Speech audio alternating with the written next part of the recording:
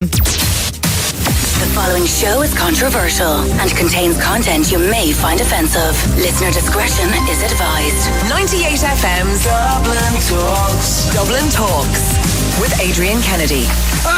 Good morning. How are you? It's Monday, November 26th, 2018. I'm Adrian Kennedy, and between now and midday today, this is 98 FM's Dublin Talks, the mid-morning talk and phone-in show for Dublin, by Dublin, and about Dublin. And if it's a topic you're talking about among your friends at home or in work, chances are we'll talk about it at some stage too.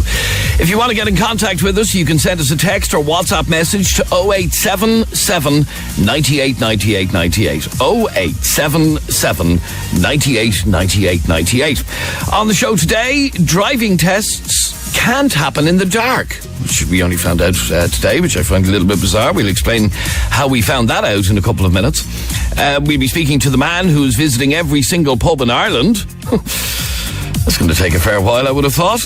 At 10:45, should I spend Christmas Day with my ex? Here's a dilemma that a father is facing with Christmas looming.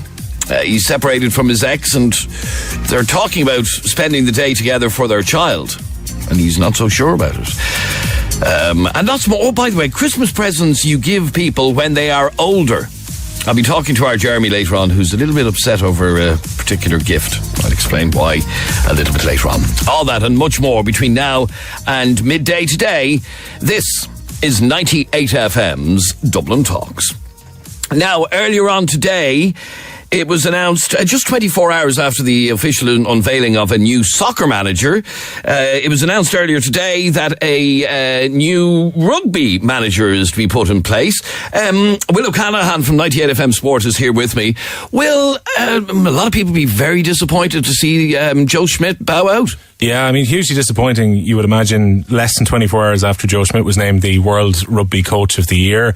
Everything that's been achieved, particularly this year in 2018, the Grand Slam success in spring, winning in Australia a series for the first time since 1979, beating the All Blacks twice in their last 3 games, and finishing the season with 11 wins from 12. Like, that's pretty much the perfect year, with the exception of that one defeat to Australia in the second test.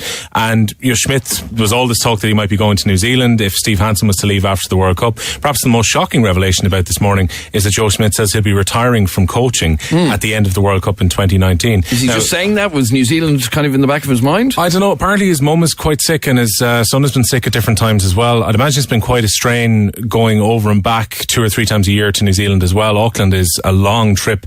Even if you're travelling business class, it's still quite a long way to go. And I imagine it's just a case from Joe Schmidt's point of view that he wants to be close to home. Now, he's obviously saying he's retiring. There's nothing stopping him to say maybe in 2 years' time, family commitments aren't quite what they were. Maybe the pressures aren't there. I could return to coaching at that stage. I don't think any Irish supporters would particularly begrudge Schmidt if he did have a U-turn on that decision and decided to coach the All Blacks if a vacancy was to come up in a few years' time. But it would seem he's not going to be the New Zealand coach after the World Cup, which is kind of the interesting revelation from this morning. So why now? I think a lot of people, well, see, I suppose a year out, he has to give time for the RFU to put a succession plan in place. He was saying at the weekend after the USA game that, you know, the RFU had set him a deadline kind of this week. You know, we would love to give you more time. Let's do more talks if you change your mind. But Schmidt had given a heavy indication he was going to go back to New Zealand. I was last Thursday at Carton House. I was there when Joe Schmidt was giving his press conference. And he gave a very interesting line. He said, I've got 2 families. I've got this family that's here in Carton House and I've got this other family who are 15,000 kilometres away.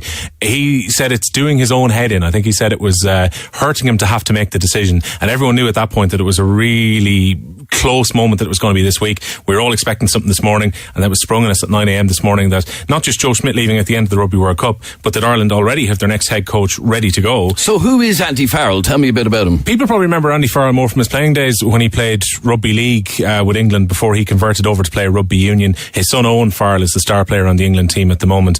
He was part of the coaching team with Stuart Lancaster that left after their miserable World Cup campaign in 2015. Joe Schmidt, I think, took 2 weeks to appoint Andy Farrell as his defence coach after that. He's been defence coach with the Lions as well. Last summer he was able to keep New Zealand trialists in their game against the Lions. He repeated that trick a few weeks ago at the Aviva Stadium when Ireland beat New Zealand on home soil for the first time as well. So Andy Farrell comes in with plenty of pedigree, but the big question mark is Andy Farrell has never had a rugby union head coach position before, and taking over Ireland, who are the second best team in the world at the moment, this is a huge promotion for Andy Farrell. I guess the way the RFU are going to to spin this and the way that people, maybe if they're looking on the positive side of things, Andy Farrell is currently working with the team, has been for the last 3 seasons, and by the end of this 11-month spell, it should be very easy for Joe Schmidt to step out and one of his coaching team become the successor. But it is obviously still a time of great change for the Irish rugby team, and fortunes can change pretty quickly as well. Losing Joe Schmidt is obviously losing currently the best coach in the world. All right, Will O'Callaghan, thank you very much indeed. Interesting times in the world of sport, full stop, between soccer and rugby. But Joe Schmidt to stay on as the manager of the Ireland rugby outfit until after the World Cup in Japan next year. Now, next on the programme, one of our listeners called Dee has gotten in contact with us about her partner's driving test. What happened to him has raised an issue that we've never spoken about before, and something we didn't even realise existed. Dee joins me on the line. Dee, welcome to 98 FM. Morning, Adrian. How are you? Morning, Dee. How are you? Grand. Now, by the way, if you're a driving instructor, I'd love to hear from you on 6797981. Tell me, Dee, what happened to your partner? Yeah, so he applied for his test back in November. So he has been waiting for 6 months. He applied for his test back in May. So he's been waiting for 6 months to get this test date. Mm-hmm. They gave him the time of 3:45 on Friday just gone. So we drove up to the centre. He went in, did all the theory, did under the hood, got into the car, drove for about 25 minutes, and then was given directions to come back to the testing centre, park the car, walk back into the office, and was told that he'd have to resit it because it had gotten too dark. Really? Yeah. So hang on, he was in the middle of his test, and was everything going well, did he think? Well, as far as the instructor told him that he was on the road to a fail anyway, which I don't think really matters regardless. But there was 2 other men that did it with him at the same time, and they were told the same thing, that they'd have to resit it because it got too dark. Now, I have to say, I never realised that this was a thing, that you can't do your driving test in the dark, which to me seems a little bit bizarre, considering at this time of the year, it gets dark early. I mean, the sun sets at whatever it is, 4 o'clock or whatever. So does that mean, in theory, that there should be no driving tests after 3:30 in the day? Well, exactly. I mean, they gave him the time of 3:45. We were there at 3:10. And I was waiting at the window, and as far as I'm concerned, it was as dark when he went out than when he came back in 25 minutes later. And of course, it's been getting dark at this time for at least the last 2 weeks. So what have they been doing every other day? Have they been doing the same thing every other day? Like, no wonder there's a huge backlog. That is bizarre. Now, we did get in contact with the Road Safety Authority, who did confirm that driving tests can't be done in the dark, which again, to me, seems extremely bizarre, considering at this time of the year, if you're driving to work and from work, you're driving in the dark anyway. So I would have thought it makes sense to test you in the dark. And he's been waiting for 6 months to get this test date. You know, had they not got time to maybe rearrange the time before it had come up, as opposed to on the day having him do the driving test, having him do 25 minutes of it, and then to tell him that he has to resit it again, and not even being given a new date to resit it. Oh, he hasn't been given a new date, so he was just told, head back to the centre. Which centre was this, by the way? It was, I would rather not say, actually. Oh, right, okay. But he was told halfway through the test, will you drive back to the centre, please? Yeah.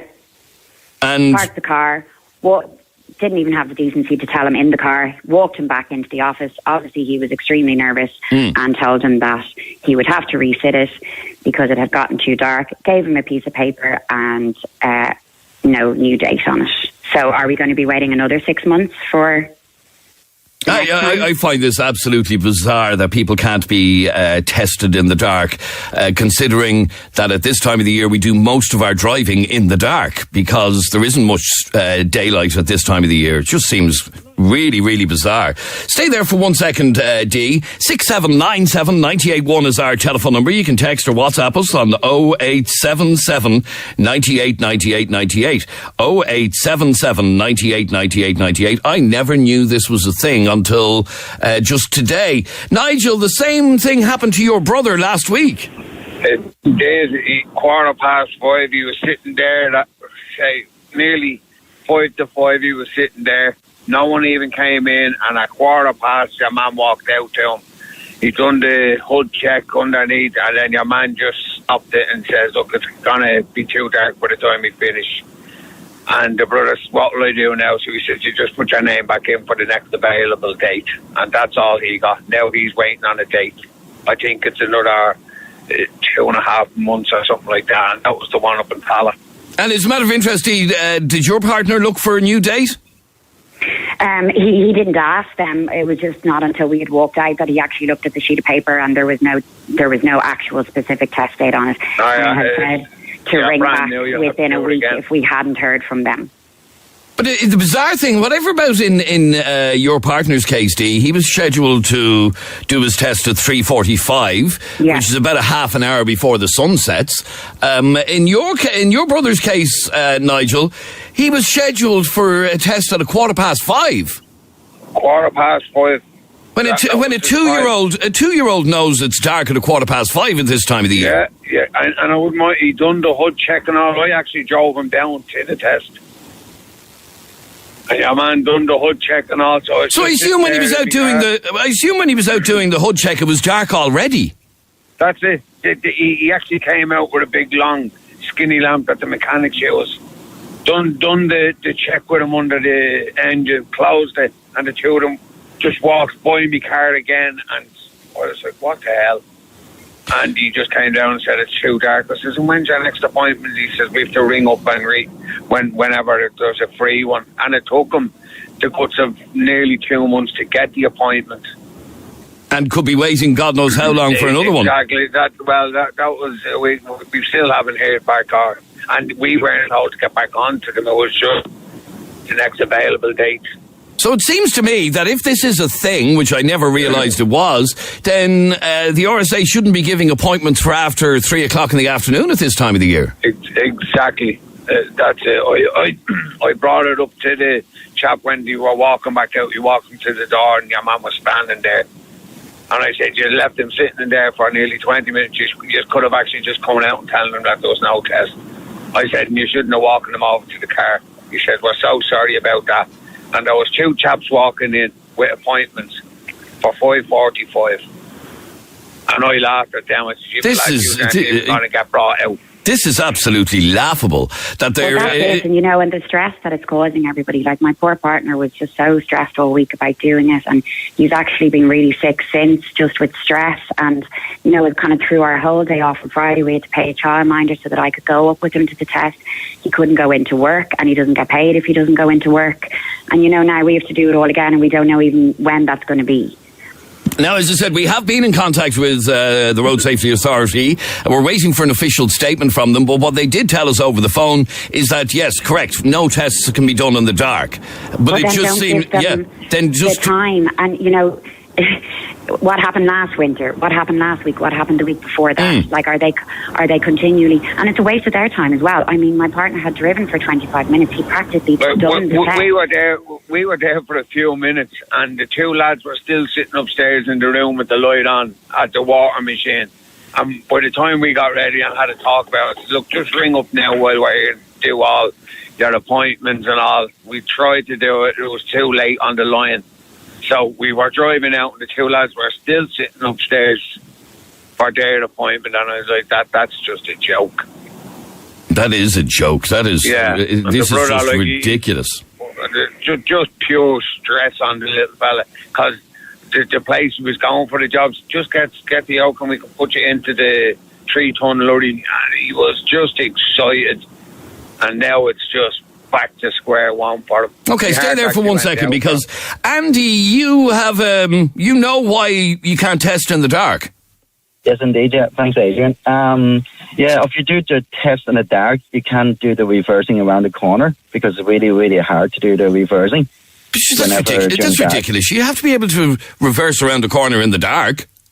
Yeah, especially the mirrors. You can't really see during the dark time and the sunlight thing, and especially it's raining as well when it's during the dark, and you can't really see the mirrors really blurry, so that's why you can't really do the driving test during the dark, so. I reversed around the corner in the dark last night. Yeah, but I do feel sorry for the two guys, It's absolutely ridiculous that people are being given appointments at times when it's obviously dark. Yeah. It's not like this is a new thing that it gets dark early in November. We all know it gets dark early in November. Yeah, true. It's for their own good as well, because just they could have a good experience, but if you don't have experience, you get really, really nervous if you reverse around the corner during the dark, so. But could be for their own good, but I do feel sorry for those two guys, so. Absolutely ridiculous. Florence, you're on 98 FM. How are you, Florence? Good morning, Jeremy. How are you? Now, your wife was sent home from a driving test for a different reason. Yes. She was waiting for the test for months, and then when she got prepared herself, she went over to Naval Center, and she went through all the papers. Then, when the lady came out to do the test with my wife, what happened, she said, I'm not going to get in your car just because of the reason your light engine is on and is a danger to be driven on the road. Oh, right. Now, a light engine can come on for a myriad of different, or an engine light, should I say. An engine light can come on for a myriad of different reasons. Jeremy, to be honest, it did, Adrian, sorry, my apology. Adrian, the car was in the garage with mechanic 2 days before the test, and the car doesn't have any problems. Just the engine light is a sensor which we replaced with a not original sensor of Volvo, was a different brand or whatever, and that's why it didn't recognize. Okay, so it wasn't a major fault or anything of the sort. It was just a kind of an alert, but nothing to be worried about. Nothing to be worried about. The instructor wouldn't hear tell of it. He just said no. No, exactly. All right, and one final call on this. Johnny, you're on 98 FM. How are you, Johnny? How are you doing? Are you well? Good. What do you make of this, not doing a driving test in the dark? It makes absolutely no sense, because we're all driving in the dark. Like, I drive for a living, and I'm driving in the dark most of the time. I still have to do a 3-point turn. I still sometimes have to reverse around the corner from in the Delta area. It makes no sense that you can't do a driving test. Surely it's better if you do it in the dark. It actually shows that you have more skills. I would have thought so myself. It makes sense. To me, and I have seen people doing driving lessons in the dark. And they should. It's probably a really, really good thing that they're doing driving lessons in the dark, because you spend an awful lot of time, especially in Ireland. If you're working 9 to 5, for example, you're in the dark in the morning and you're in the dark in the evening on the way home. So it makes complete sense to do lessons in the dark, to even do a driving test in the dark. You'll show more skills. Another thing that I don't get for the life of me is that the driving test doesn't involve any motorway driving at all. Considering we've an extensive motorway network now, in theory, somebody doing their test who's on a learner's permit who isn't allowed on the motorway has never been on the motorway. Yeah, ridiculous stuff. Stay there for a second. Michael, you can top it all. Go on, tell me your story, Michael.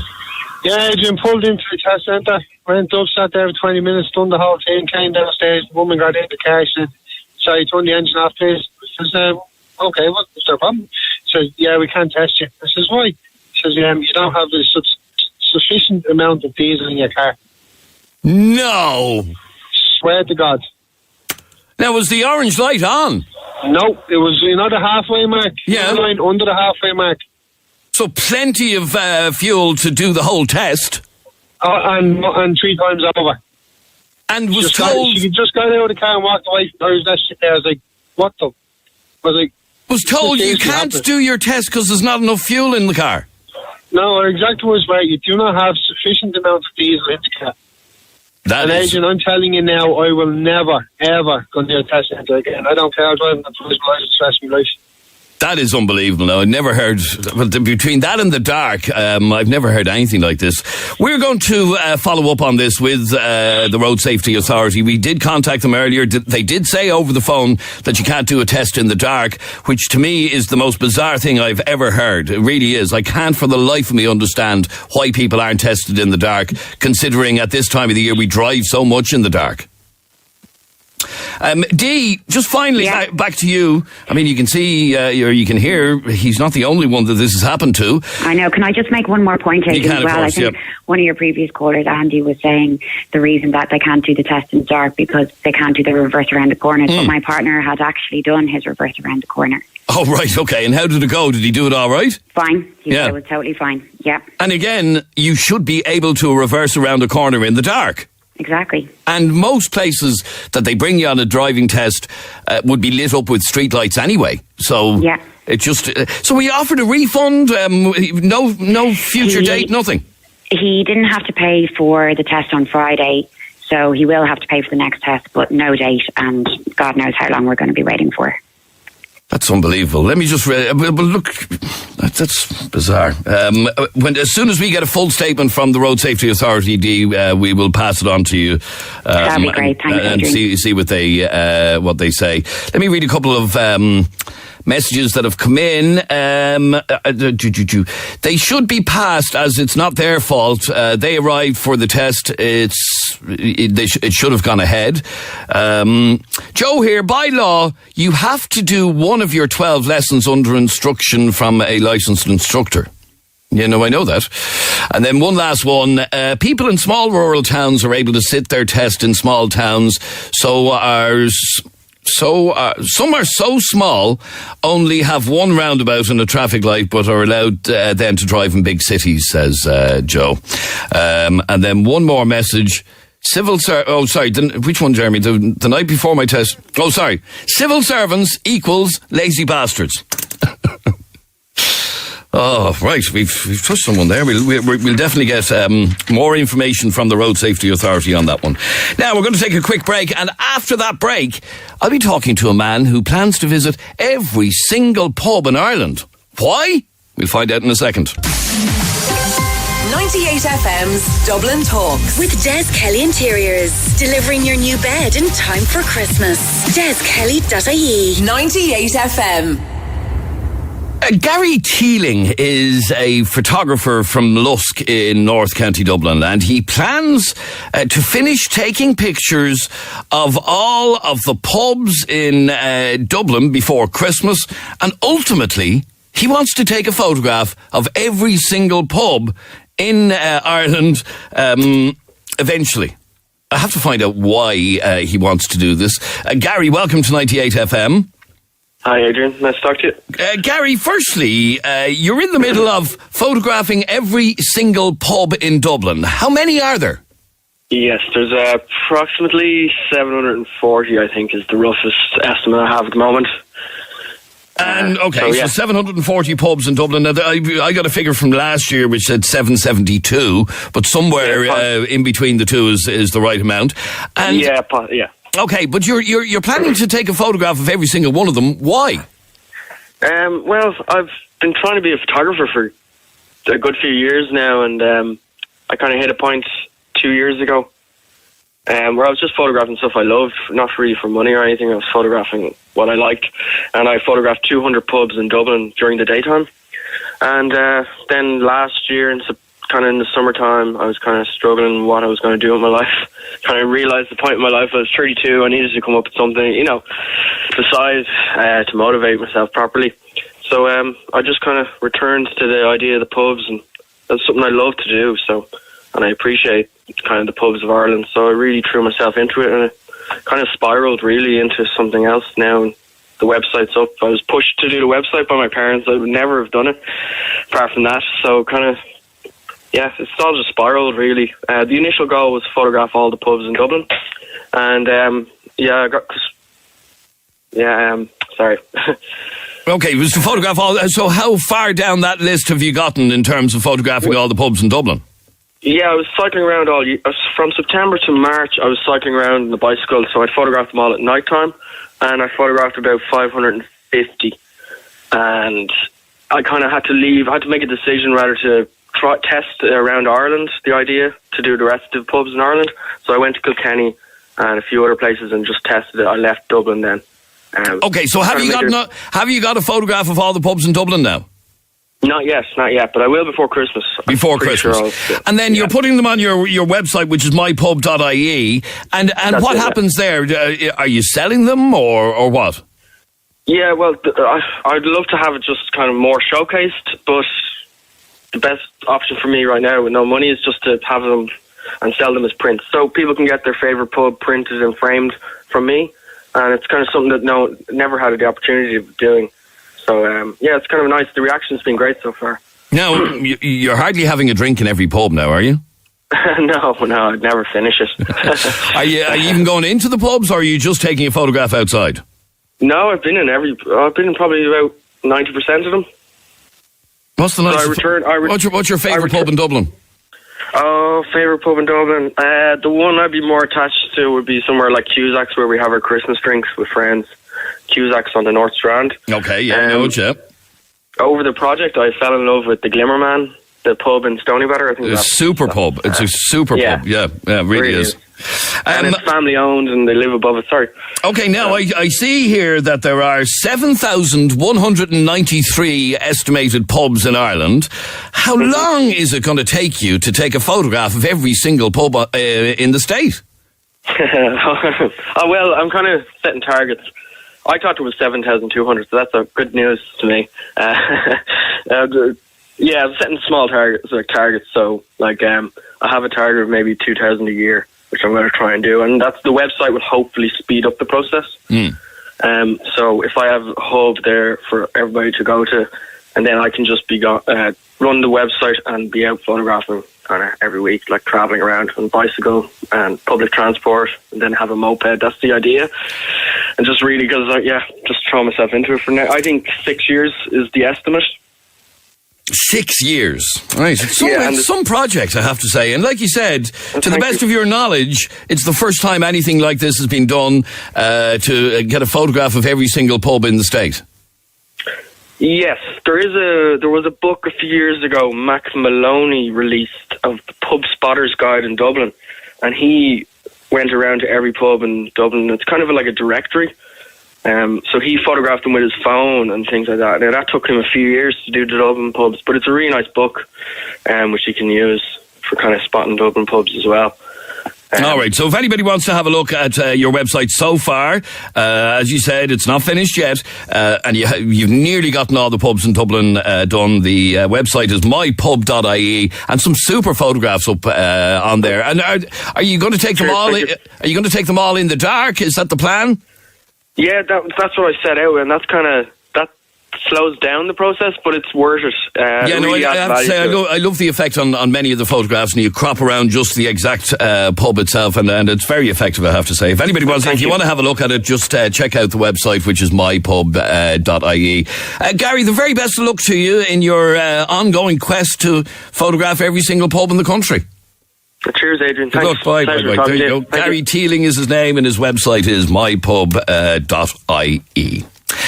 Now, next, if you're a man, I want you to listen very closely to this. And this is something we highlighted earlier on in the year, and we feel the need to do it again, because a report out today has found that Irish men and prostate cancer is still a big taboo. Here's what a report in one of the newspapers today said. Irish men are still closing their minds to the perils of prostate cancer, despite it being among the most common forms of the disease to hit them. Some 3,474 prostate cases are diagnosed here annually, making it second only in the number of cases to skin cancer. But according to a new study, this is shocking actually, 2/3 of men are unaware of how prevalent prostate cancer is, and 8 in 10 have never discussed prostate health with a male relative.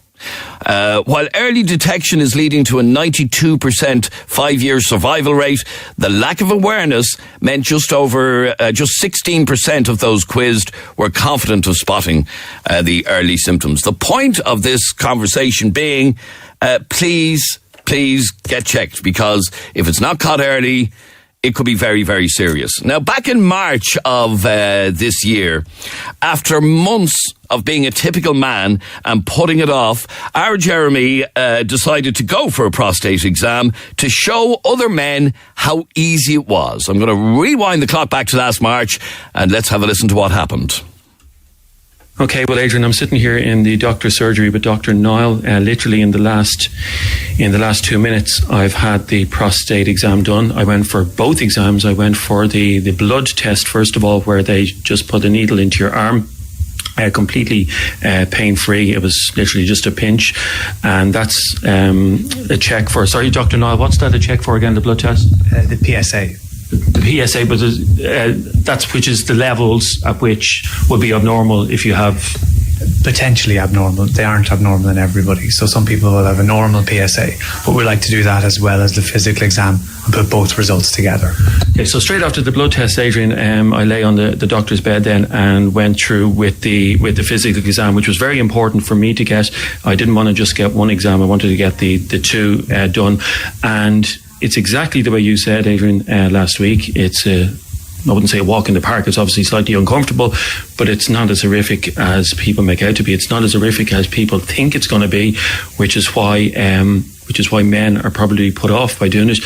You lie on the bed on your side, and a well lubricated glove with one finger is inserted in, and what the doctor is feeling for is, sorry, you said it's an abnormality or a strange feeling, is it, with the prostate? Yeah, so generally speaking, prostate, we have a good idea what size it's going to be depending on your age. So when we do the digital rectal exam, which is just what you've described there, sometimes we'll feel like little cragginess or lumps and bumps on the prostate that perhaps shouldn't be there, and that sometimes, but not always, are abnormal. So that would form part of our examination. Now, I have to say, the way you did it with me was very, and I'm not just saying this because you're sitting here, but very, very comforting, because what you did was, and I didn't even realise, you were talking to me through the whole procedure. I'm still slightly unnerved about getting it done, as you are talking on the radio. It's what you're not used to. But because you were talking to me through it and you told me exactly what was happening, I think it made it a lot better, because a lot of times when people go to the doctor, if the doctors don't explain exactly what they're doing, but you explained it, exactly what you were doing. Did I come across as nervous when I was getting the physical exam? I think you were more nervous when you walked into the room, but I think as we spent a bit of time, I think you clearly relaxed a little bit. And as you say, I have a way I like to do the exam so that it's kind of done before people even realise, but they know what's happening. Well, that's what happened. Sorry, Adrian, before we came on, obviously we went through a 15 minutes, which I didn't want to do on the radio because there's a lot of personal issues with it. They go through your medical history and your family's medical history, and Dr. Niall showed me diagrams of what we should be looking for and what we shouldn't be looking for. So that all happened before the actual test took place. But I know I was nervous coming into you. But it was all over. I think the actual physical exam was less than 10 seconds, wasn't it? About that, for somebody like you who had a fairly straightforward one and who I wasn't too worried about after I did the initial kind of examination, that everything felt okay. If I had felt something a bit abnormal, I probably would have gone a little bit slower and gone back and rechecked, all in one go, of course. But I think while you were doing the physical exam, I was counting in my head myself, and I think it was literally seven or 8 seconds. Right. So what would your advice to be? Because you come across this all the time. What's your advice to men listening to this? And that's the reason I did it. I obviously did it for my own health. My wife has been pestering me for years to get it done, so I wanted to do it to get it out of the way and make sure that I get the all clear. But what would you say to men who are constantly putting it off? Because if I want one thing to come out of this today, it's that if even 10 men went after hearing this and got it done, that would be great. What would you say to men who are afraid or apprehensive about getting it done? Well, number one, listen to your wife and partner always. Okay? Always. Number two, joking aside, look, you've kind of demystified it there very well. Just come in and chat to us and we go through everything. Nothing is done without your consent.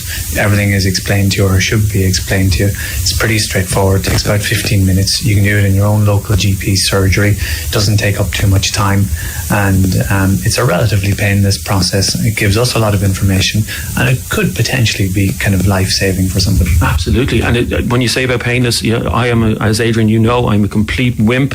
The strange thing is I'm not afraid to go to the dentist, but when it comes to stuff like that, like most men, I'm a complete wimp. But I can safely say, hand on my heart, it wasn't painful in any way. It was, for want of a better word, slightly discomforting maybe, which you're to expect, but it's literally 8 seconds, and it's so vitally important. So I will get the blood results back then probably in 5 days or whatever. Yeah, usually what what we do is we give somebody a phone call with their blood results, and we'll do that for you too, and we'll go through the results then. We'll put everything together, including your history and the examination, and decide, do we need to go further? Would it be worth repeating this in a year's time? Could we leave it a couple of years, depending? Everyone is different, so every treatment and follow-up is tailored to the individual person. Well, I think I've jumped over the first hurdle. Obviously, coming the first time it's been. I know to you probably and to a lot of people, it's no big deal. Women get a lot worse done. This was a huge big hurdle for me. I've managed to jump the hurdle. I'm kind of delighted with myself, and I just want to say thanks for making it such a comforting experience. Because you have all these things going on in your head. I was lying in bed last night nervous about coming. It's all over now, and thanks very much, Dr. Knott. Yeah, my pleasure. Thank you for coming. Much appreciated. And Jeremy's actually in the studio with me. That was 6 months ago. It's the first time I've heard that since I was on the radio that day. Oh, right, okay. And would you put it off again? No, I got the letter. I'm trying to remember back. No, they rang me a couple of days afterwards with the full test result, and of course, as you know, I got the all clear, and I was delighted with myself. So no. You can't stress this enough times. The importance of getting something like that done. I couldn't believe those figures that you're reading out today. Yep. There are 3,474 prostate cases diagnosed every year in this country. But early detection is the key. I just read out a quick message. Thanks to you guys. I had my first exam last April. Thank you very much indeed for the push. That's what it is. It's a push. If you're a woman, because sometimes the only person that a man will listen to is his partner. So if you have a male partner, a husband or a boyfriend or whatever, keep annoying him. You nag him about other things, nag him about this. This is the most important thing that you could nag him about. You do what my wife did every day when she woke up. Jeremy, book your prostate exam. Jeremy, book your prostate exam. That's what you have to do, isn't it? Although you're a bit more in tune with that type of thing than I am. You look after your... But you've just reminded me, this conversation today has reminded me that I'm due to go for another one sometime soon, so I've made a note of that. Right. Now, you just on a completely unrelated matter, yes, you got a present which is causing you some angst. Yes, myself and a few of the lads in the gym did a Secret Santa there last week. I know it's still very early. I know it's very early, but we go our separate ways in December, so we don't see each other. But we did a Secret Santa, and I got a present that really, really showed my age. Okay? And when I opened it, I don't know which one of the lads it came from, but when I opened it, I have the present actually here in the studio. Now I know it's radio and it's not visual, but have a listen to this. Can you hear that? Just about, yeah, the battery probably need... there we are, yeah. Explain what it is. One of my gym buddies gave me a nose hair and ear hair trimmer. And that's what that is. It's a little battery-powered nose hair and ear hair trimmer. I've never had one before. They're lovely little things, aren't they? It is a real sign that you're getting old. Stop. No, I hate the noise of them. What? Stop. There you go. Okay, brilliant. That's just to prove how much nasal hair I have. And I didn't realise that I'd actually grown nasal hair and ear hair. And it's a sure sign of your age. And I've spent the last couple of days getting rid of all the nasal hair. That's fantastic. But it is a sign that you're getting old when somebody is giving you a gift like that. They're telling you something. Yeah, there's actually there's an article online today that's listing all the different presents. That if you get one of these presents for Christmas or for any time of year, that you're kind of getting old. Like last Christmas, as one of the presents for my wife, I got her a foot spa. And the first thing she said to me when she opened the foot spa on Christmas morning, I don't have arthritis, Jeremy. Oh. I'm a young woman. I don't need a foot spa. Okay, we want you to finish this sentence for us. And maybe this is something that has happened in your world. You know you're getting old when you get this as a present. I get it. I'm doing you next. You know you're getting old when you get this as a present. Text or WhatsApp 0877 98 98 98. 0877 98 98 98. Finish that sentence for us. You know you're getting old when you get this as a present. We'll take some of your calls in just a second. 98 FM's Dublin Talks with Des Kelly Interiors. New carpets fitted in time for Christmas. DesKelly.ie. 98 FM. So we want you to finish this sentence. You know you're getting old when you get this as a present. And for Jeremy, it was a hair nose trimmer, which is a bit of a sign that you're getting old because you only really have an excess of nasal hair when you start getting older. I know, I've hair in parts of my body that I never had hair on when I was young. That's the point, I've hair on my toes now. Oh, Jesus. Like, why? Okay, text or WhatsApp 0877 98 98 98. You know you're getting old when you get this as a present. Stephen, you're on 98 FM. How are you, Stephen? Good morning, lads. How's things? Good morning, Stephen. How are you? Good. Listen, Adrian, that was me who sent in the April text about going for that prostate exam, so thanks again for that. All right, very good. So you, after hearing the show, back in April, you went, you had it done, and it wasn't as bad as you ever thought it might be. No, a little uncomfortable, but about 5 minutes, 10 minutes. That's it, exactly. All right, very good. Anyway, Stephen, you know you're getting old when you get what as a present? Okay, well, I got one of those nail trimmers we saw, the nose trimmers myself last year, still in the box, but socks, jocks, a hot water bottle, and slippers. Any of the above? Any of the above, which I get regularly. Oh, really? Yeah. Yeah, you do know you're getting old. Oh, somebody just texted in a very funny one. You know you're getting old when you get a coffin as a present, but sure, who gives a coffin as a gift? Nobody does. Now, I have to say, Stephen, the slipper thing is a debate that's going on in my house at the moment because it's Cyber Monday today, as you know, and my wife is all into Cyber Monday, and she was going to go online, and one of the things she was going to get me was a pair of slippers, and I said, I've never owned slippers in my life, because when I think of slippers, Stephen, I think of my granddad. And he's dead. Yeah, well, I actually wear flip-flops in the house. I don't wear slippers myself, so I just throw them out. But I do get a pair or two every year, though. Am I old? I wear slippers around the house. Yeah. But actually, you know what I seen yesterday for the first time? I couldn't believe it. Ford in Crocs. Really? Oh, God. Yeah. No. Anyway, okay, any of those things, are they on this on the list? Yes, slippers is definitely on the list. It is. You see, it's one thing having slippers. I do, but I bought them myself, yeah? I think to be given them as a present is a real sign you're moving on, you're getting on. But I don't think, does Mrs. Stephen or Mrs. Adrian, by the way, when they see you in slippers, they go, oh, look at those slippers. Oh. No, obviously not. You're just lounging around the house. Yeah, but they're not attractive. No, but like I was away around the country all weekend, and got home yesterday evening and couldn't wait to put my slippers on to just chill out. But lads, a woman is never going to turn around to you and say, you look gorgeous in your slippers. Oh, I can't wait to get you home and rip those slippers off your feet. No, she's probably not. She's not going to say that. No, she's not. All right, thanks, Stephen. Pete, you're on 98 FM. How are you, Pete? Good morning, Adrian. Good morning, Jeremy. How are you getting on, lad? How are you, Pete? Good morning, Pete. How are you? Yeah, not too bad, and a Merry Christmas to you all. It's a bit early now to be saying that. Sorry, I know you hate it. Yeah, I do. Pete, you know you're getting old when you get what as a present? A bleeding scarf. It is such an old person's present, isn't it? And you know what? It's like for anybody listening out there that knows me, don't buy me a scarf, lads. It's lazy. It is. Well, it's not. It is. It is lazy. You walk into Penny's, you walk into whatever Fast 8 or something like that, and you pick up a scarf. Like, seriously, a scarf. It is. I could buy a scarf myself. Yes, exactly, and that's how I feel about slippers as well. I have a pair of slippers, but I bought them myself, and I don't need another pair. They'll do until they fall off my feet. Well, that's it. Like, you know, my wife would go out and buy me a pair of slippers, right, or a pair of flip flops, and that's fine. You know, just when she's out passing through. You know what I mean? That's great, and I appreciate that. But for somebody just to come up and wrap, but don't even waste your time wrapping the scarf. Just stick it in the bag and throw it to me, because that's just as lazy. It is. You know what I mean? A scarf isn't on the list, but it is. But lads, it's a practical present, I hate to tell you. It's such a lazy present. It is a lazy present. It really is. Like a pair of socks or a pair of boxing shorts or a pair of gloves.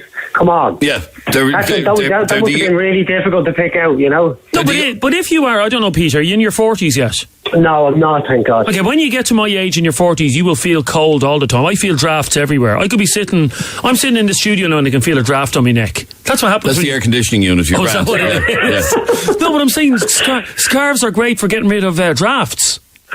Yeah, if you want to put them at the end of your front door, maybe. Again, it's a sign that you're getting old because you don't experience drafts when you're younger, in fairness. Anyway, yes, a scarf is a sign. It's a present that you buy for somebody. Would you buy a scarf for a 21-year-old? No, probably not. I think for a woman you probably would. Would you? Yeah, I think so. Again, I have scarves, but I've bought them myself. I don't need them as a gift. Pete, would Mrs. Pete be happy with a scarf for Christmas? Unless it was from somewhere really, really plush. Other than that, if I handed her a scarf for Christmas, she'd choke me with it. Now, see if you agree with the others that are on this list. That's not a healthy relationship. What? That she's going to choke him if he buys her a scarf. Okay, a nose hair trimmer is on the list, yeah? Other things that are on the list, a bathrobe. A bathrobe, that's a real present that you buy for an old person. It's practical. Yeah, no, but no. Okay, what about anti-aging cream? Yes, that's definitely on the list. It is. What are you saying to somebody if you buy them anti-aging cream as a present? Hello, you're getting really, really old now. Now, I have to take offence to this one because I bought this for a friend last Christmas, a cheese board. I think cheese is cool now. A cheese board? Oh, it's a lovely present. Here's what else is on the list. Candles.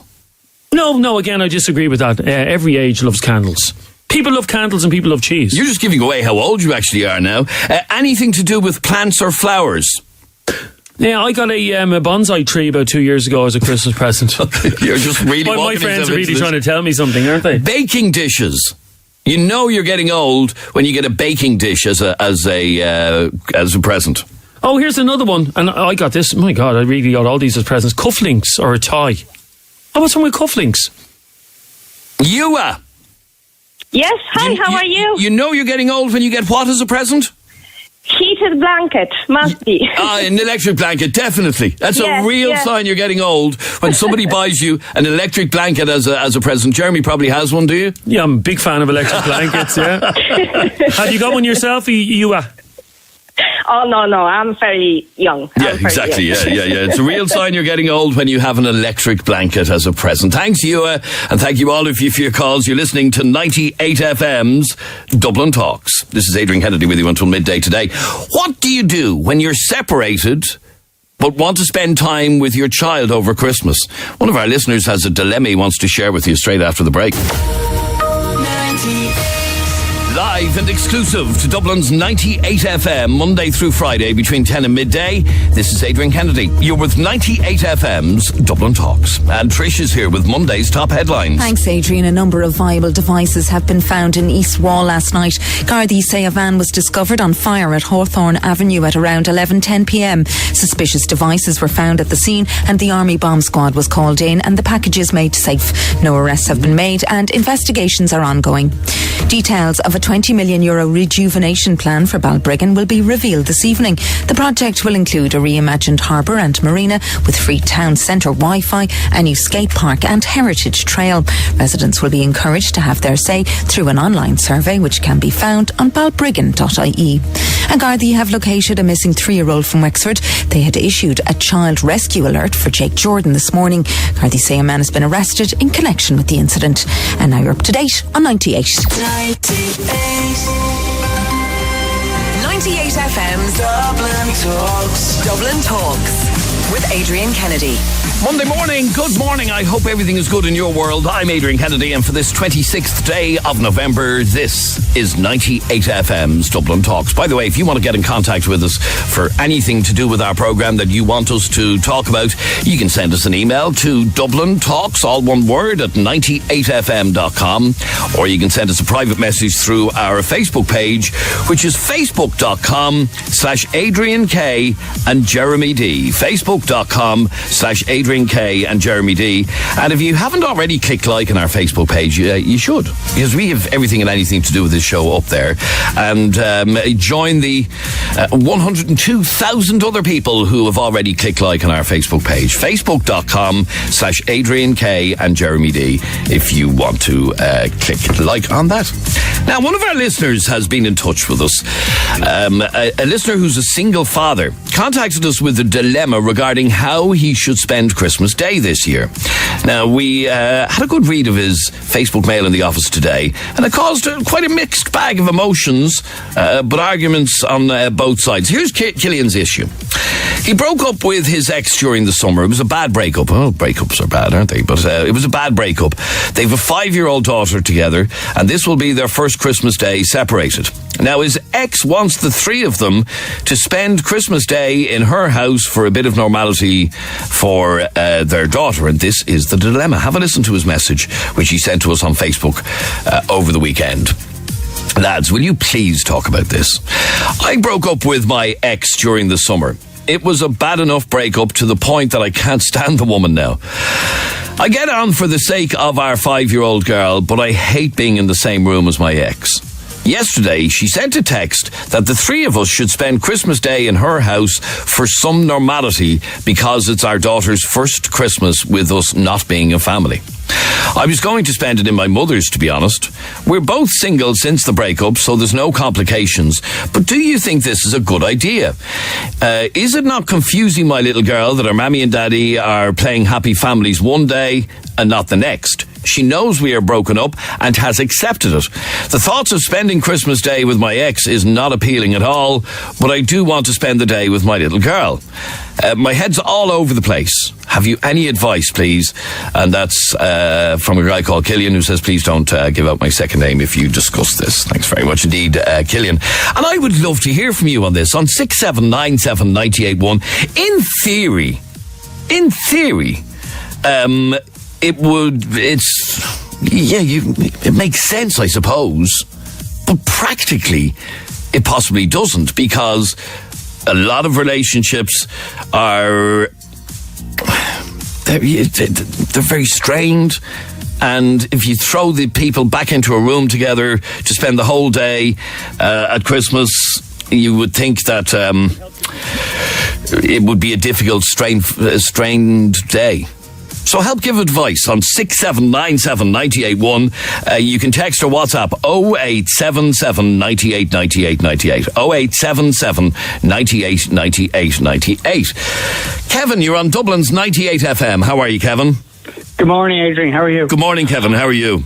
Not too bad, not too bad. Look, the tiny bit of advice I can give this guy, Killian, is that this is obviously still raw. Okay, I'm separated 8 years, right, and I'm only starting to see my daughters at Christmas time, and it is still raw. It's 6 months. There's a lot of tension, a lot of hate, a lot of anger, and that curse that's going to, but for the sake of their daughter, just go with the flow, because year on year it'll get easier. All right, it's not going to be easy this year because it's the first one. There's a lot of angst there. There's, just for the sake of okay, so your situation is you are doing this for the first time this year? This second time this year, yeah. Oh, second time this year. And how long are you separated? After 8 years of not being able to do it because they were in the UK. So right, okay. So it wasn't that practical. Court order, so it's... Yeah. Okay, now, in terms of the first time that you spent the day together, it was after a number of years, and how did it work out? Is there not a strain between... No. We only live minutes apart. So we're always on each other's toes, sort of thing. But it was, we got over it. We did look, you have to do the best for the gift that you were given. Do you know what I mean? And it's like kind of, all I'm saying to this guy is like, just bite his tongue, get on with the day, see how it goes. Okay, but by his own admission, he said he can't stand to be in the same room as her, and they wouldn't be. I totally understand that. Yeah, they wouldn't be the only couple who feel that way, who don't like being in the same room together. And it kind of does it not make the day very strained and very false? In other words, on the one hand, you're telling your child, "Mammy and Daddy have split up," but on the other hand, you're putting on this false front for the day. Well, look, I'm in the same situation. As I said, it's been 6 odd years since I've had my daughters for Christmas, and they know we split up a long time ago. And when I was there last year, and I'll be there this year, there's no difference. So just each year will get easier. But are you not spending the whole day? You start getting in arguments at Christmas, on Christmas Day, of all days, they're not going to enjoy the next one. But what I'm asking is, are you not spending the whole day trying to avoid talking to each other? No. We have it's a roller coaster. You know yourself, separations. They're a roller coaster. For the sake of the day that's in it, you kind of crack on with it. Everybody's nice and happy, and it's for the sake of the child's sake more than anything. And yeah, look, it doesn't have to always be fisticuffs and that sort of thing. No, I know it doesn't. But as I said, here's a guy who can't stand to be in the same room as his ex. Because it's raw. It's still raw. It's only 6 months. You know, and I feel for the guy. I really do. I've been down that road. Right, and I'm sure there's many listeners listening right now that have been down that road or are going down that road. It's 6 months. It's raw, right, and it's not going to be easy. But if he wants to, like, kind of portray a happy family for the sake of a 5-year-old, do it. Okay, stay there for 1 second, Kevin. 6797 981 is our telephone number. You can text or WhatsApp the programme 0877 98 98 98. 0877 98 98 98. As you could hear from the message, Killian split up with this other half during the summer. It was a bit of a nasty breakup by the sounds of it. And she has suggested that they spend the day together on Christmas Day for their 5-year-old daughter. Barry, you have been in this situation, but you do not think it's a good idea. No, Jeremy, I don't. I'm in this situation the past 12 years. And like Killian's breakup, my breakup with my ex-partner, it wasn't a good breakup, like anyone's breakup, I suppose. But this act of going and spending the day just for Christmas Day to portray, as you say, a happy family in front of the 5-year-old child, I think it's a bad idea. For the simple reason, if it's still raw in his head and he hates being in the same room, so she obviously probably feels the same way. And what I'd be afraid of is that, now, this doesn't go to all women. I'm not tarnishing everyone with the same bush, but women can be devious, and I'm sure every man out there knows that. So all this, I mean, she might do it intentionally, or women might do it intentionally, but if he's there playing a happy family for the day, all it'll take is silly little text messages or silly little remarks from his ex-partner, and then he comes back in, and then the argument starts, and that's Christmas ruined for that 5-year-old child. So therefore, it's a good idea. Yeah, go spend an hour or two, give the gifts or whatever, have breakfast or lunch or whatever with the child. But I wouldn't go spend the whole day, Killian. My advice to you is just keep going, doing the way you do. Go to the courts, whatever you need to do for the child. That way, just try to do it as amicably as possible for the child. But if you can't sit down at a table with your ex-partner, you still hate the guts. It's going to take another 6 to 12 months, mate, before you can even have a conversation and be civil. So my advice is no, don't spend the day. Okay, but it is one of the, well, it is the day in the year where family like to be together. That's what we all aim to do. In this case, his daughter, this will be his daughter's first Christmas without daddy living with them and being part of a family. Are you not sending mixed signals to the child? By going and spending a full day, yeah. I mean, at the minute, it's going on, 6 months, so the child is used to popping in, seeing her for an hour or two here and there, whatever the situation they have set up for themselves, fair enough. So, to spend a full day on one of the happiest days of the child's life, he's sending major mixed messages. It's not just a normal day that he's spending the day with. I mean, I know she's only 5, but listen, children at that age think, oh, look, mommy and daddy are getting happy again, maybe he'll be moving home. And then before when the 5-year-old child finds out a day later, 2 days later, it's going to break her heart all over again. It'd be like to break up at the start of the 6 months. Okay, so it's portraying a signal that everything is hunky-dory today, and then come tomorrow, sure, it's back to normal and they don't like each other again. Yes, and all it'll take is one bad word and daddy's the bad man again. So just for his advice, just look, Killian, I'm speaking to you, mate. Sorry, John, but Killian, I'm speaking to you, man to man. Look, this is a hard stage. It's a hard thing for any man to go through, not seeing their daughter or their son on a Christmas day or spending a full day with them. I know because I've been there and I'm still there. I don't get to see my daughter because of a hard breakup. But I use hatred instead of doing what you should do. Just take a step back, do what you need to do as a father, and I don't put yourself in that position, mate.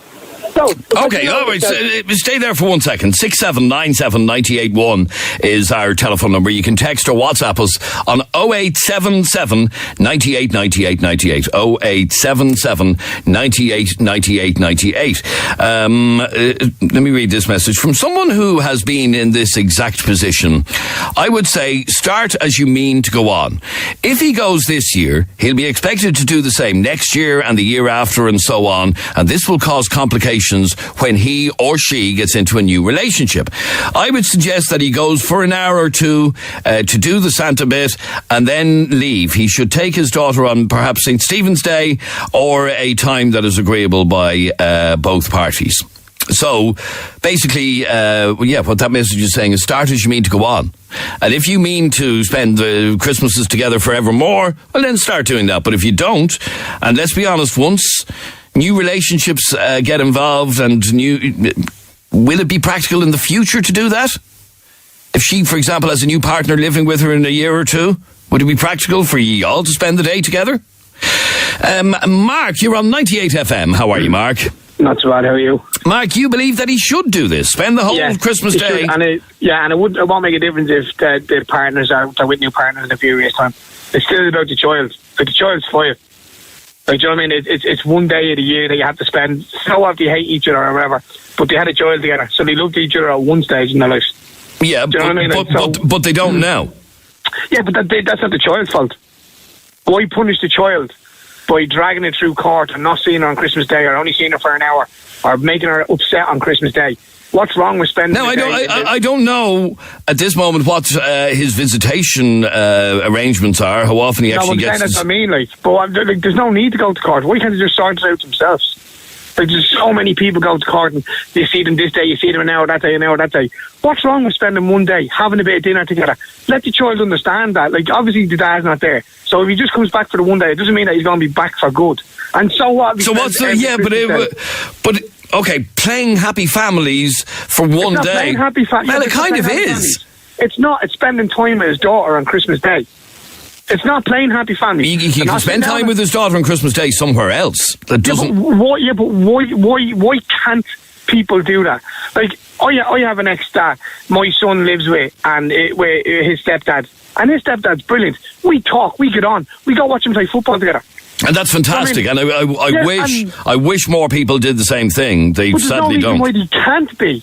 It's not. Again, people are getting away from the fact that it's about the child. It's not about if they hate each other or don't like each other or they can't stand being in the same room as each other. They made a child together. Do it for the child. As I said to you, it's one day out of 365. The rest of the time, they don't have to see each other. They can communicate through phone. But even my wife has a child with someone else, and they talk all the time. They communicate for the child, and that's the way it should be. I agree that that's the way. I agree that that's the way it should be in an ideal world. But by their very nature, breakups can be horrible, nasty affairs.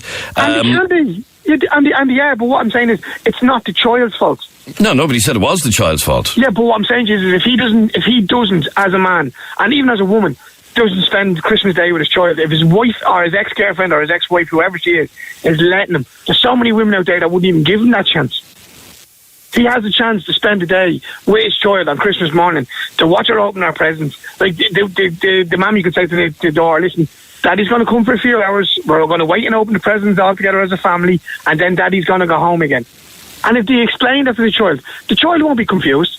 Children at 5 and 6, they're not, I know they're still children, but they're still cute enough to know. So if the child explains it properly, and then the next year if they do the same, and the next year after that, and the next year after that, and the next year after that, so be it. The child gets to see Mommy and Daddy talking and being civil for one day. What's wrong with that? I know, but it's like I said, it's not real life. Because Mommy and Daddy can't be civil to each other the rest of the year. But they can't. What I'm saying is, let it start like this. If you did, as the lad said, let it start. Your last texter said, "Start as you mean to go on." Why can't you be civil for the child's sake? Why can't you? Because the child doesn't need to see Mommy and Daddy cutting at each other's throats. But then when they grow up, they'll say, "Oh, well, that's the way it should be." Why can't they be all just simple? Hey, right, we don't love each other anymore. But we love each other for the fact that we have children, we have a child together. But we don't. Mommy and Daddy are not in love with each other anymore. We still like each other. We still love you because the fact that you're a child. But they don't need to be cutthroat with each other. People don't need to do that anymore. I couldn't agree with you more, Mark, as somebody who was that separated father for many years. I agree with you that, ideally you should be, but it doesn't always work that way. It can't always. It can't, depending on the circumstances. Okay, let me give you an example. Yeah. A woman ends a relationship with her husband because he was abusive to her. He gave her a slap or whatever. Should she invite him around to the house for Christmas Day? In certain circumstances like that, not in this. It depends on how old the children are. It depends on how abusive it was. Was it a one-time thing? Was it things like that? If it was a physical thing all the time, no, not a chance of it. This doesn't seem like that. He never said that like that. It was a physical. No, he didn't. No, but I'm asking, and you're saying we should all be able to be as happy as Larry with each other. Come here, listen, if it comes down to an abusive relationship, there's certain things you can't be. Like, you're not going to be in the same room with someone who's after being digging the head off you. That's at a different level altogether. And the kids would understand that, and the parents would have to let the kids understand that. But if they're only after splitting up and it's only 6 months gone, right? There's only going to be 6 months at Christmas. What's wrong with spending a few hours in the same house? Okay, stay there for a second. Let's get a female perspective on this. 6797 981 is our telephone number. Text or WhatsApp us on 0877 98 98 98. Joan, you're on Dublin's 98 FM. How are you, Joan? Hi, Adrian. Well, Joan, what's your view on this? Should they spend the day together? Should he go to his ex's house for the day?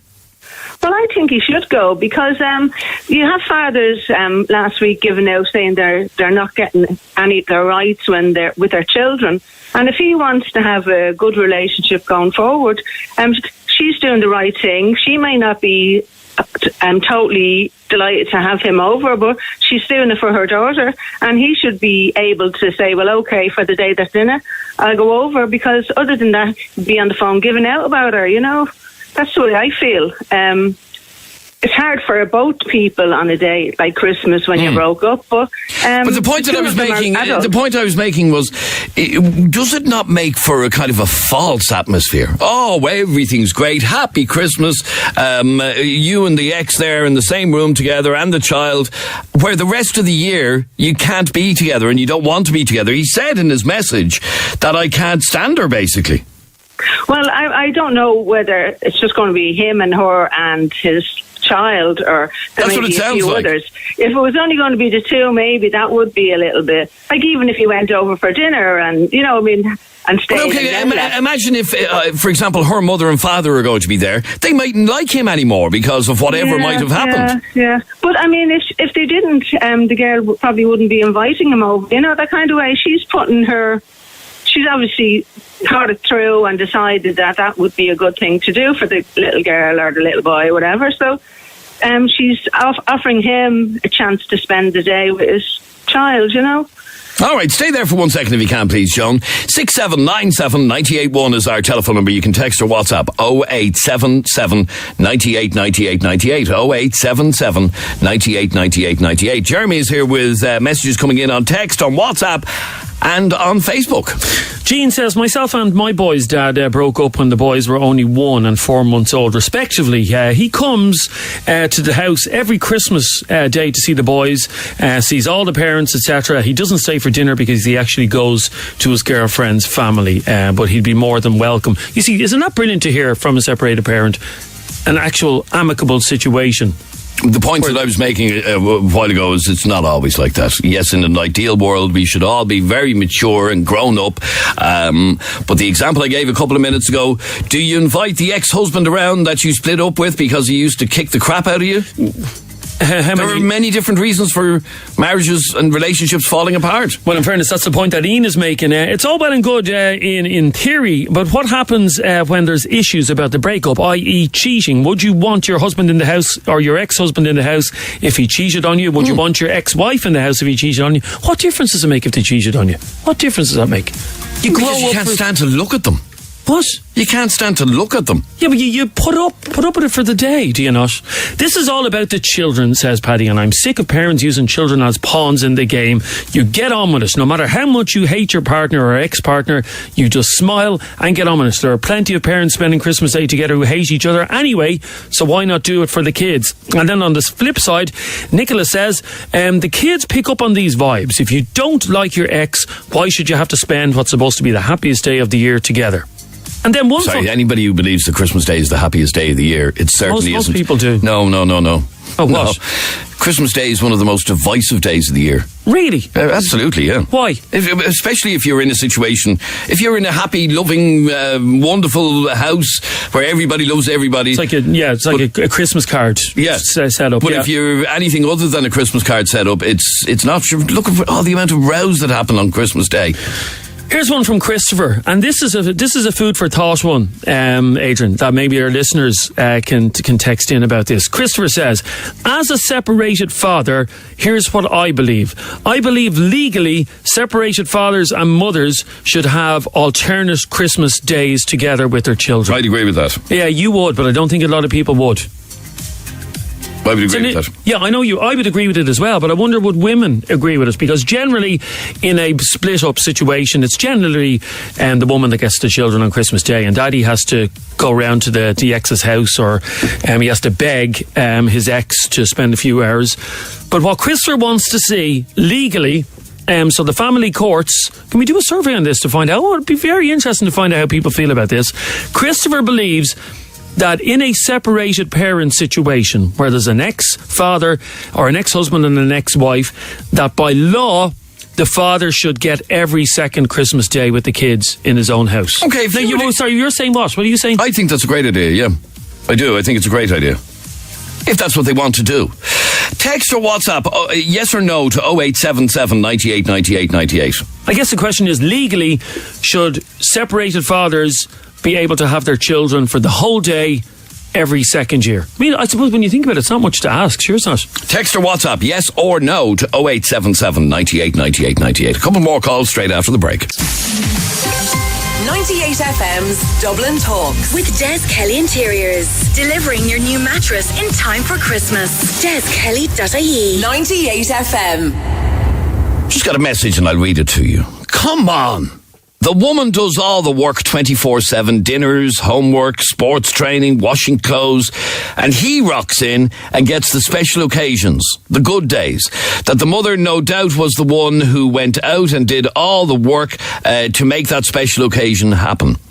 No way is that fair. If you don't do the work, you shouldn't get the credit. Says that message. And another message here. I come from a separated home. In my opinion, Christmas would have been horrible and tense with both my parents there. They hated each other, and no matter how much they sucked it up on the day, my brother and I could still feel it. This is the point that I was trying to make earlier on. Instead of forced interaction, they swapped. One year, my mother would have us Christmas Eve and Christmas morning, and in the afternoon we go to our dad's and spend Christmas dinner and Stephen's Day with him. The following year, we would switch around and do the opposite. It worked great, and that way we got to spend time with both our parents at Christmas. And the point she's making is that had they forcibly stayed or spent the day together, the kids would have felt it. Shauna, you're on 98 FM. Hi, Shauna. Hi, how are you? Shauna, we were asking before the break whether or not the court should enforce this, that, you stay with Mammy 1 year and Daddy the next year. Most of our listeners actually agree with that. 81% of our texters agree with that. But what's your opinion on this? No, I definitely would agree with it. I have two stepchildren myself, so I know that we get to see them an hour on Christmas morning. And we live nearly 40 minutes away, so by the time the hour is nearly up, you're nearly dropping them home again. Now, we do get them Stephen's Day, but it's just not the same. I know, and they're 11 and 8, so they know now I can't swap, and they're asking the same question and stuff. But I personally feel that if the dad is active in the child's life, doing whatever, I know that last message said if they're not doing their homework or they're not doing this and they're not with them all the time, yeah, okay, maybe not then, but if they are active in their life, and if they do take them to football matches or have them every weekend like most of the court hearings are, well then why not have it at alternative weekends? Like, not only the mother, like, unfortunately the way the courts are, the mother always gets them all the time anyway, but if they started to change it up and kind of, if the dad is willing to be in the child's life, well then definitely it should be alternative. Okay, let me read out this message that's just come into me, and it says, I split from my partner 12 years ago after finding out that he was gay. We had a 3-year-old at the time. I was only 22, and it's a number of years ago now, and was the most difficult thing I've ever gone through. However, at such a young age and going through such heartbreaking situation, I was still mature enough to be able to spend a number of Christmas days with my ex, our daughter, and our relative families. Then, a couple of years later, our respective partners, people need to grow up and start thinking of the children and not their emotions, unless there is abuse, of course, says that message. Niamh, you're on Dublin's 98 FM. Hi, Niamh. Hi, Adrian. How are you? Good, thanks, Niamh. You believe that it's only one day, just suck it up? I just think he might regret it, that's all. It's only 6 months in, and he hasn't actually experienced a Christmas on his own yet, and it's tough. It's really tough. He has no marker to set this by. Perhaps, I don't know their situation, but maybe she's had this change of heart. Maybe she wants to extend some sort of an invitation to him. Maybe they could have a conversation during the day. Maybe they could end up at the end of the day not quite hating each other as much. Or they could leave the TV on, use the child as a little bit of a buffer. There'll be loads of toys there to play with. He's there to see the child. He's not there to see his ex. He's got dinner. I know, but you already heard the message that I read out from a lady who's from a separated family, and she feels that had Mammy and Daddy spent Christmas Day together, the kids would have felt it, because it's just not a natural environment. Mammy and Daddy clearly don't like each other. I know, but it's such a short amount of time. I mean, surely as adults we can control our emotions. He's had 5 years of being with that child on Christmas morning. He really doesn't know what's about to hit him. I mean, I'm from... my partner left, and it's hard not seeing them on Christmas Day. You don't realise it until the very first year it happens, and you start dreading it sometime around the middle of December, because you know it's going to happen, and you know you're going to miss them, and you know that they're not going to be there. They've always been there before. And getting a video of them opening their Christmas presents or seeing a picture, it's not the same. You feel this hole that you don't realise you could ever feel. So but okay, one of the points that a number of people have made is, aren't you giving the child complete mixed messages that on one particular day of the year, you're all able to sit down and be happy as Larry and get on, but for the other 364 days of the year, you can't do that? That's really giving a very mixed message. I think for the other 364 days of the year, you also have to be grown-ups, and you have to realise that your argument is with each other. You don't talk to the kids about it, and you don't show it to the kids. If you're coming to collect the kids... Why couldn't you do that all year round then?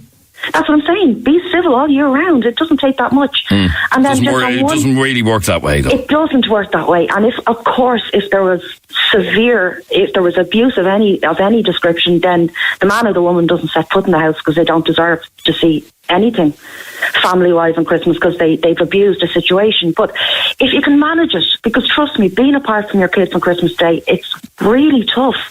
And he may never, if she's done this year and he says, no, sorry, not interested, can't stand you, he won't be invited next year. No, I know that. And okay, she could play hardball with them. So maybe just for the sake of the child, for the sake of seeing her. Yeah, listening to the whole story, perhaps the way around this is not to necessarily spend the whole day, but maybe to go around for breakfast and spend a couple of hours and head on and do his own thing for the rest of the day or something like that. One last call. Finally, Simon, you're on 98 FM. Hi, Simon. How things, Adrian? How are you? We were asking, whether or not the court should automatically share Christmas Day and the like. They do in some cases, but not always. You question why it is that this... In fact, somebody else suggested that the only reason she's offering this is she is basically saying to her ex, the child stays with me on Christmas Day. Well, I actually went to court last year trying to get alternative Christmases, and it was a female judge, and she straight up denied it. She said, or declined it. She said, no, the child's place is with the mother. And then just going on your last caller there, she said that if he doesn't go around for Christmas dinner, the mother's going to play hardball. So straight away, that screams out that the mother's called the shots. And so we don't stand a chance. Like, I get to see my little lad every year for an hour or two. The judge said that the child's place is with the mother. Yeah, that was a quote of what she said. I asked for alternative Christmases. Every second Christmas he spends with me, I take him on Christmas Eve and bring him back Christmas morning. And the judge said exactly, no, the child's place is with the mother on Christmas. That was word for word in the district court in Swords. How does that make you feel? Judge. I was disgusted because... I don't know if it's even relevant that it was a female judge, because male judges will give similar rulings.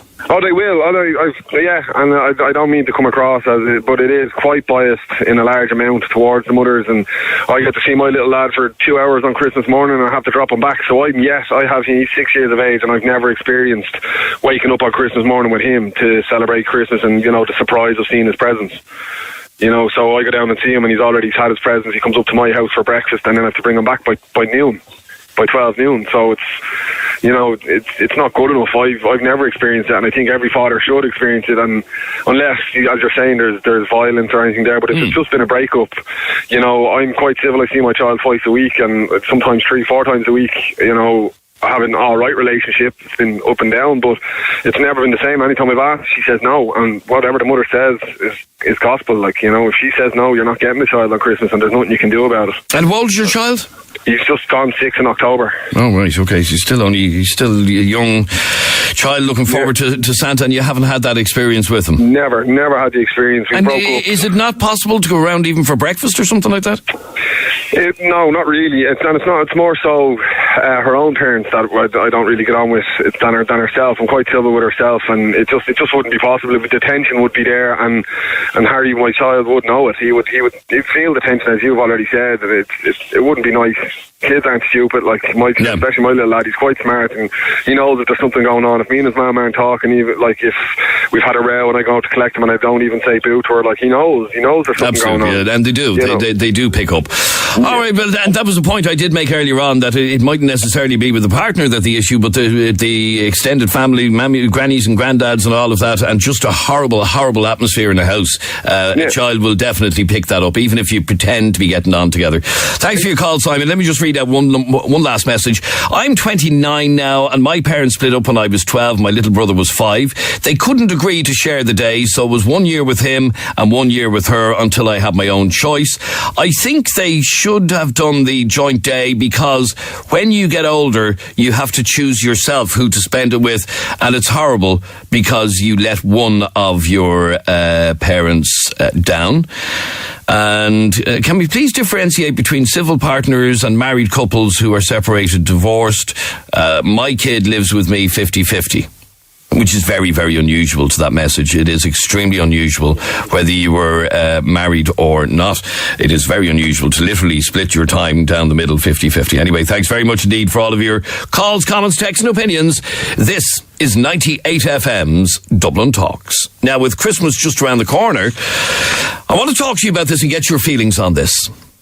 In the UK at the moment, a petition is taking place online urging shops to close on what they call Boxing Day and return it to a traditional family day. Every year on the 26th of December, many families are left with empty seats around the festive dinner table because shop staff are forced to work the notorious sale day. Now, this is actually only a relatively new thing, but people are now calling for shops to shut on the 26th of December. A new petition launched by metro.co.uk in the UK is challenging the government to give shop staff and their families more time together over the holidays with one simple question. Can't we all wait until the following day before we splash our cash on sale items? So we decided to talk to someone who used to work on Stephen's Day, and Margaret, you hated working Stephen's Day. Oh, I hate it. I did it for years and it was horrible. Horrible. And was it in retail? No, it was in the hotel industry. Oh, right, okay. Now, in reality, the hotel industry kind of has to continue, does it not? Oh, it does, but I'm talking about people in retail. My daughter works in retail, and I know Stephen's Day, she's going to have to get up early and go into work, and it's horrible not being able to spend the time with your family. You don't enjoy Christmas Day because all you're thinking about is going to work the next day, the same as we do on a Sunday. You dread going to work the next day. So you would like to see a situation where we go back to the way things used to be, and it's only maybe 10, 15 years ago that everywhere stayed closed on St. Stephen's Day as well. You would like to go back to that situation? Oh, absolutely. I mean, if you haven't done your shopping by Christmas Day, then there's something wrong. What they should do is they should put the sales on the first weekend after Christmas, so nobody's under any pressure on Stephen's Day. So for your daughter, and even for you when you were doing it, the fact that you were working the next day kind of hangs over you all day on Christmas Day, doesn't it? Well, it does, because you're thinking, oh God, I've got to get ready and have your shower early and go to bed early because you're up at, like, I was in 6:45 on the morning, so I know it's a little bit different to retail. But you dread sitting there all day thinking I'm going to work tomorrow. It's supposed to be a holiday, so it should be a family time. I mean, you get little enough time when family are all together anyway without people having to work. Okay, do me a favour, Margaret, and stay on the line there for 1 second. I'd love to hear from you on this, on 6797981. Are you working on St. Stephen's Day this year? And what does that do to your kind of mindset on Christmas Day? I should imagine it puts a bit of a dampener on things, doesn't it? Because you know full well you have to get up at 8 o'clock then on St. Stephen's Day to go to work. Are you somebody who'll be working?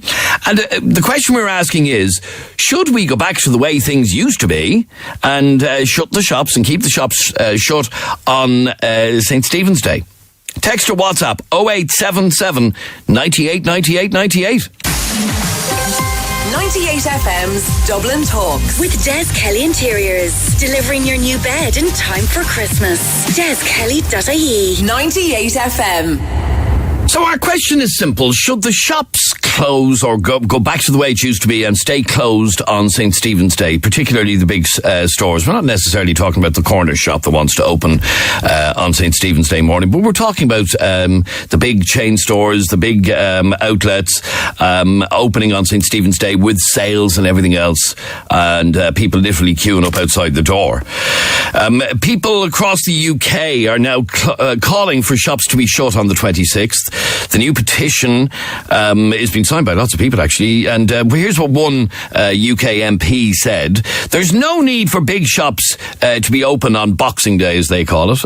This is Helen Jones, a Labour MP. Shop workers need a Christmas break like anyone else, and no one will suffer if we all wait until the following day. And I'd love to hear from you on this on 6797981. And the British government responded to a previous petition saying, we do not believe it is for central government to tell businesses how to run their shops and how best to serve their customers. Therefore, we are not proposing to ban shops from opening on Boxing Day. That's what they say in the UK. I'd like to hear from you. John, you're on Dublin's 98 FM. How are you, John? Not too bad yourself. John, you believe that it should be a family day and the shop should stay shut? Yeah, I agree with the MP. I think it's right because it's only one day, you know what I mean? The people aren't going to go mad for sales. But people actually do go mad for sales. That's the thing. Yeah, but they could leave it closed for the one day and we have to say it's the following day. Like, what's the big deal, you know? And in fact, it's only a thing, you know, with big stores opening on St. Stephen's Day for the last 10 or 15 years. Before that, it never happened. And sorry, go ahead. You believe that we should go back to the way it used to be and stay closed on St. Stephen's Day? Yeah, so if people are going to spend their money, they're going to spend their money. They're not going to lose out on retail finances and stuff like that, you know. So I don't see that the big point is like having them out the day after Stephen's Day. Like I worked Christmas Day this year, the first time in about 7 years, and it's just working out this way because of the house that I'm working in at the moment. It's a special arrangement and stuff like that, and there's less staff, and all the staff have kids, so we just had to kind of names in the hat and stuff like that, and that's just the way it is, you know, the kind of way. I understand how like retail staff would feel if it's happening every year and they're working in the same line of business and they're constantly every year opening. You know what I mean? Obviously, it becomes a burden, I suppose. Okay, so you're not complaining. You're not complaining about it because it's not a regular thing. It's just one of those things that you're working this year. Yeah. But in general, you don't think it's fair for people to have to work every single year? No, yeah. Okay, stay there for 1 second. Let me read out this message that's just come in. And it says, I worked for a well-known high street shop for years and would have to get up at 5 a.m. to get into work for 6 a.m. on St. Stephen's Day. It's horrible. I'd have to cut Christmas Day short to go to bed early. And it's not just Stephen's Day. I would never have a Christmas Eve with my family either, because we'd have to get the shop ready for the sale on St. Stephen's Day. You don't get home until 8 o'clock on Christmas Eve. Spend all day Christmas exhausted from the run up to it and the dread of the following day. It's no Christmas at all, says that mess. That's awful, isn't it? To think that. And here's the thing, it never used to be the case. Okay, bar staff have always had to work Christmas Eve and Stephen's Day and probably New Year's Eve because they are big days for the bar business. But not retail. You know, retail could stay closed like it used to until the 27th of December. But I suppose greed has led them to open. But it's not just greed, there's demand. Because people literally are queuing up on St. Stephen's Day to get down to the sales. Now, I don't know about you. I'm definitely not one of those people who's ever gone shopping on St. Stephen's Day. I can think of more important things to be doing. But it seems that a lot of people actually do get out and go shopping on St. Stephen's Day. Sorry, John, just to go back to you for a second. You believe that it should be a family day and people, especially in retail, shouldn't be forced to work it? Yeah, I think they should, yeah, exactly. Okay, let me read out some more of your messages. Our telephone number is 6797 981. You can text or WhatsApp 0877 98 98 98. I used to work in a particular clothes store and we would work until 7 or 8 p.m. on Christmas Eve. This is very similar to that other message we read out. 7 or 8 on Christmas Eve and be back in on St. Stephen's Day at 5 a.m. People, get a load of this. People are there from 4 a.m. queuing for the sales. It's a really horrible experience, especially coming from a big Christmas family. This happened every year. Delighted to no longer work in retail. I feel so sorry for anyone who does. Ed, you're on 98 FM. How are you, Ed? Adrian, how are you? Ed, you're a taxi driver, and the beauty of being a taxi driver is you can pick your own hours over Christmas. I do. So what I do is finish day before Christmas Eve. Christmas Day, Stephen's Day, and then back up to New Year's Day. I walk up to. Okay, so do you work on Christmas Day? Never. Okay. Now there are lads and ladies that actually do go out and work on Christmas Day because yeah, there's loads of. I have a family and kids and everything, but I mean, there's a lot of single lads and an awful lot of foreign national guys. They'd be working, pardon me, on Christmas Day, and by all accounts, it's absolutely mental busy. Yeah, on Christmas Day. On Christmas Day. Yeah, I actually know somebody who regularly works Christmas Day as a taxi driver and would be flat out for the whole day because people, especially when there's no buses, no public transport, people do still need to get around. Oh yeah, absolutely. That's what I'm saying, though. I mean, for a single guy or a guy with no kids or anything, it's an ideal day to get out there and make a killing.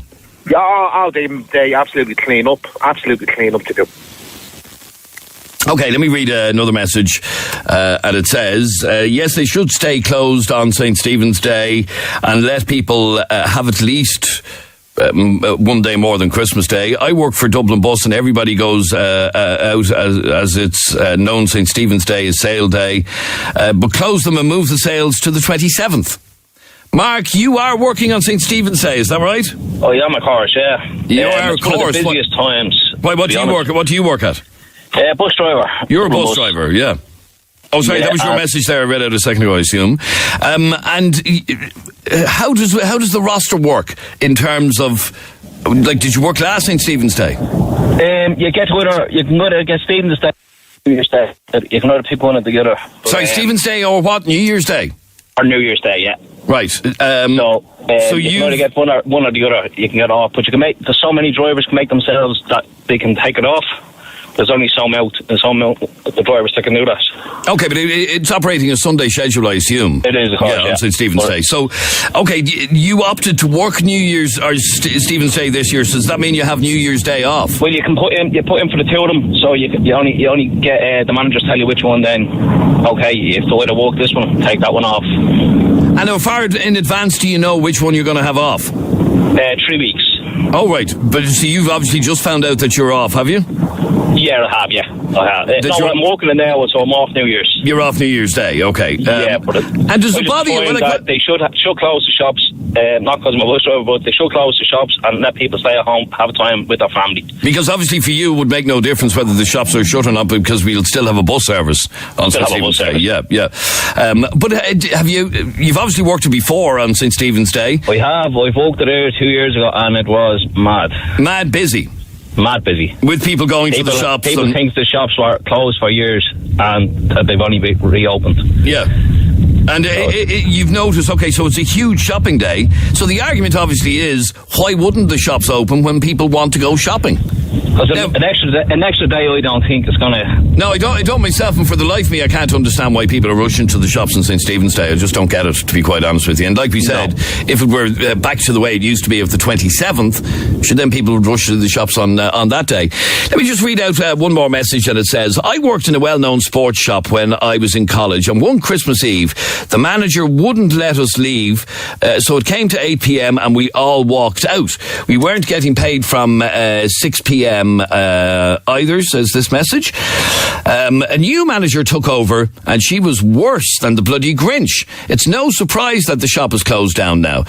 They still have plenty of shops, but that one closed a few years ago. All the staff left because of her. Very quickly, Jean, what did you want to say on this? It's just that we started our night shifts on Halloween night and we'll do them all the way up to Christmas Eve morning. And so Stephen's Day we should be closed, but Christmas Day should be family time. And I assume you work in a place that it is open on St. Stephen's Day? It is open, yeah. And you don't see the need for it, even though you just heard from the bus driver a second ago that it will be flat out. The bus network will be packed with people going shopping. Yeah, well, they should just stay at home on that day and think of all the people that's just walking all the way from Halloween all the way up to Christmas Eve. And what time will you be working on Stephen's Day? I don't know. 10 o'clock will probably open it. I don't know. 10 o'clock in the morning? Yes, because we do 10 in the night or 7 in the morning now. And have you kids? Yeah, to build up to Christmas. Yeah, I have kids and grandkids. So you're going to have to head off on St. Stephen's morning, and it kind of it must hang over you all day on Christmas Day that you're going to be working again. So you're going to be in work the next day, like. Yeah, that's tedious. It really is. All right. Well, anyway, the debate is out there as to whether or not the shops should close on Christmas Day, on Stephen's Day. I actually don't see it happening because the shops aren't going to voluntarily shut. Unless people just boycott them and then they'll have to shut. This is 98 FM's Dublin Talks. Thanks for joining us today. Back with you again tomorrow morning, 10 a.m. Barry Dunn is on the way, and in the next hour he's got some great music lined up like these. What's the name? Oh, nah, nah. What's the name? That I know how to save a life. Giving you everything, all that joy can bring. 98 FM's Dublin Talks with Des Kelly Interiors. New carpets fitted in time for Christmas. DesKelly.ie. 98 FM.